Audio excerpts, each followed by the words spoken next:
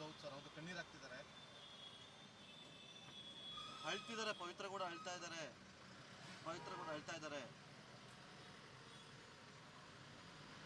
Victoria ಆಸ್ಪತ್ರೆ.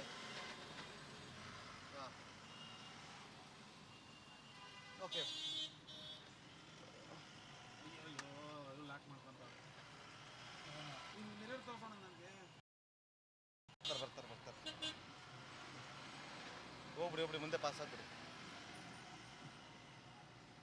Burn ಆಗ್ತಿದೆ ಅಂತೆ ವಿಜುವಲ್ಸು. ಓಕೆ, ಲೆಫ್ಟ್ಗೆ ಬನ್ನಿ.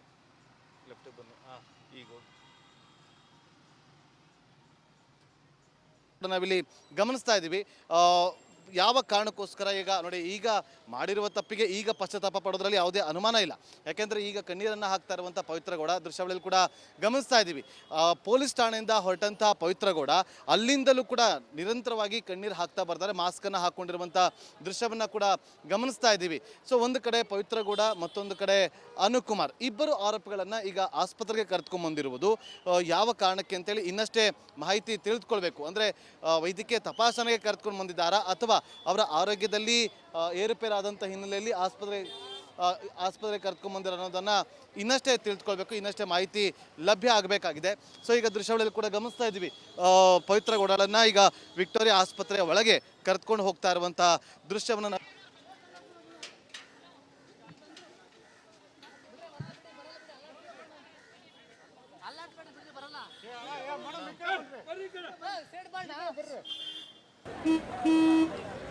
ನಡಿ, ಈಗ ಶುರು ಮಾಡೋಣ.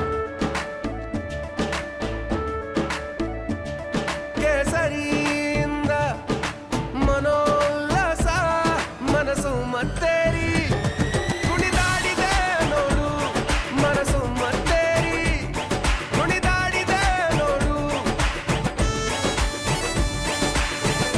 ಕ್ಷಣ ಕ್ಷಣವೂ ಆಚರಿಸಿ ಕೇಸರಿ ಹಬ್ಬ. ವಿಮಲ್ ಬಾಯಲ್ಲಿ ಹೇಳಿ ಕೇಸರಿ. ಶ್ರೀಪಾದ್ ನೋಡಿ, ಈಗ ದೃಶ್ಯಾವಳಿಯಲ್ಲಿ ಗಮನಿಸ್ತಾ ಇದ್ದೀವಿ. ಈಗ ಅನುಕುಮಾರ್ ಮತ್ತು ಪವಿತ್ರಗೌಡಳನ್ನ ಇಬ್ಬರನ್ನು ಕೂಡ ವಿಕ್ಟೋರಿಯಾ ಆಸ್ಪತ್ರೆ ಒಳಗಡೆ ಕರೆದುಕೊಂಡು ಹೋಗ್ತಾ ಇರುವಂಥ ದೃಶ್ಯವನ್ನು ನಾವಿಲ್ಲಿ ತೋರಿಸುವಂಥ ಕೆಲಸವನ್ನು ಮಾಡ್ತಾ ಇದ್ದೀವಿ. ಇನ್ಸ್ಪೆಕ್ಟರ್ ಜೊತೆಗೆ ಪವಿತ್ರಗೌಡ ಇದ್ದಾಳೆ.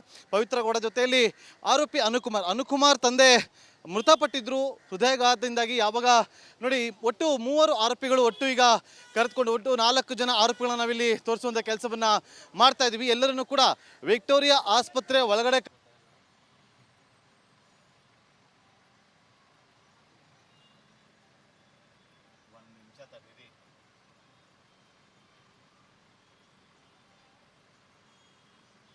ಹೌದೌದು ಸರ್, ಹೌದು. ಕಣ್ಣೀರು ಹಾಕ್ತಿದ್ದಾರೆ.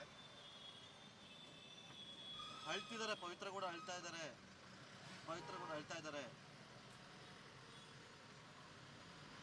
ವಿಕ್ಟೋರಿಯಾ ಆಸ್ಪತ್ರೆ.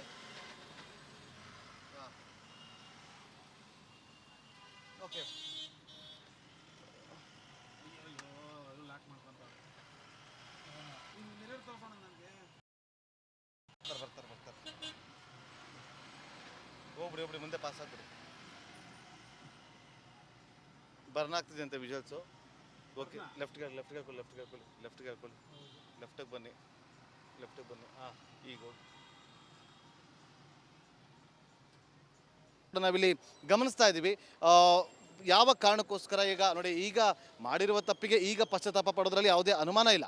ಯಾಕೆಂದರೆ ಈಗ ಕಣ್ಣೀರನ್ನು ಹಾಕ್ತಾ ಇರುವಂಥ ಪವಿತ್ರಗೌಡ ದೃಶ್ಯಾವಳಿಯಲ್ಲಿ ಕೂಡ ಗಮನಿಸ್ತಾ ಇದ್ದೀವಿ.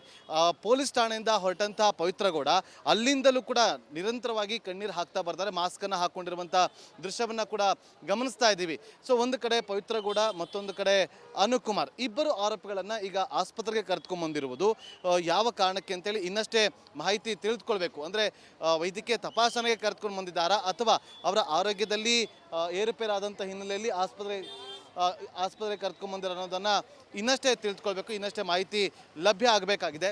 ಸೊ ಈಗ ದೃಶ್ಯಾವಳಿಯಲ್ಲಿ ಕೂಡ ಗಮನಿಸ್ತಾ ಇದ್ದೀವಿ, ಪವಿತ್ರಗೌಡರನ್ನು ಈಗ ವಿಕ್ಟೋರಿಯಾ ಆಸ್ಪತ್ರೆಯ ಒಳಗೆ ಕರೆದುಕೊಂಡು ಹೋಗ್ತಾ ಇರುವಂಥ ದೃಶ್ಯವನ್ನು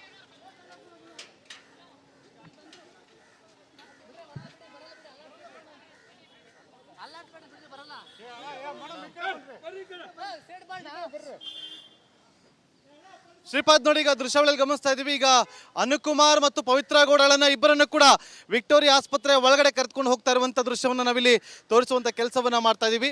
ಇನ್ಸ್ಪೆಕ್ಟರ್ ಜೊತೆಗೆ ಪವಿತ್ರ ಗೌಡ ಇದ್ದಾಳೆ.